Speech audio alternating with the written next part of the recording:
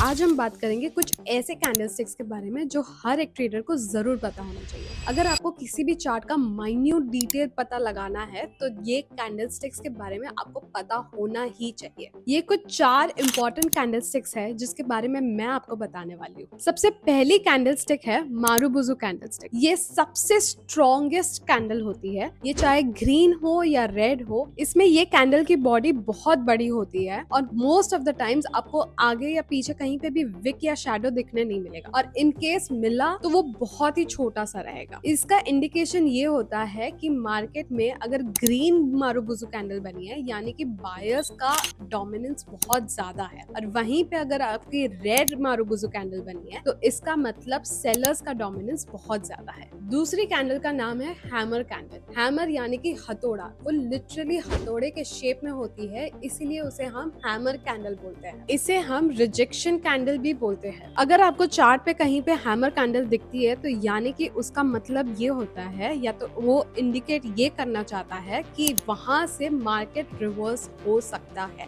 For example, अगर आपको कहीं पे सपोर्ट पे हैमर कैंडल दिख जाता है तो इसका मतलब ये है कि वो सपोर्ट लेके मार्केट अब अपवर्ड ट्रेंड्स में जाने वाला है। अब इसी कैंडल को हम रिवर्स कर दे या तो उल्टा कर दे तो हमें मिल जाता है हमारा थर्ड कैंडलस्टिक यानी कि इन्वर्टेड हैमर। इसका इंडिकेशन हैमर कैंडल जैसा ही होता है, बस ये उल्टा दिखती है यानी कि उल्टी होती है हैमर कैंडल से, इसीलिए हम इसे इन्वर्टेड हैमर कैंडल बोलते हैं। अब last but not the least हमारी फोर्थ कैंडल है डोजी कैंडल। ये बहुत ही इनडिसाइसिव कैंडल होती है, यानी कि ये मार्केट में थोड़ी कंफ्यूजन क्रिएट करती है क्योंकि बायर्स और सेलर्स दोनों का डोमिनेंस कहीं नहीं होता है और ये एक ही रेंज में मूव करती रहती है। ऐसे में मार्केट मोस्टली साइडवेज ही रहती है। मार्केट में आपको बहुत सारी कैंडलस्टिक्स के बारे में पता चलेगा, पर ये 4 सबसे इंपॉर्टेंट कैंडलस्टिक्स है। अगर आपने ये सिर्फ 4 कैंडलस्टिक्स के बारे में भी सीख लिया तो आपका मार्केट एनालाइज करना बहुत ईजी हो जाएगा। Bye, all the best.